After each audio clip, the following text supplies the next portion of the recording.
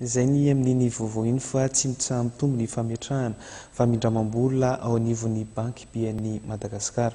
Ho fanekakezana bebe kokoa ireo mpanjifa sy ho fanomezana fahafa-po azy ireo ary dia nampahafatary ny BNI Madagasikara tetsy amin'ny fobeny tetsy Analakely ny mombamomba indrindra ny tolotra famindramam-bola misy isafidianana.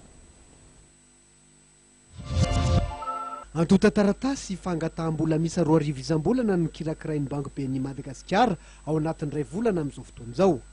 Manoloana ny firoborobo fangataham-bola ataon'ireo mpanjifa nefa dia mieritreritra ny kirakira antota taratasy misa 9 ity banky ity ao anatin'ireo volana mba hanomezana fahafa-po azy ireo. Maro karazana tokoa ireo taratasy fangatahana findramam-bola.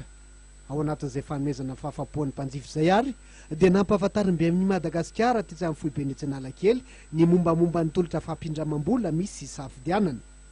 Tanjony ny hanavaozana ny tolotra mikasika ny fampindramam-bola ao anivon'ity banky ity araka ny fanazavana ny menana nandritra ny fotoana mba ahafahana manome tolotra mifanaraka amin'ny filan'ny mpanjifa tsirairay. Fantatra nandritra ity valandresaka ao am-panao gazety hatrany fa mamelanja ny fanakekezana bebe kokoa ireo mpanjifa ity banky ity amin'ny alalan'ny politika voiziny.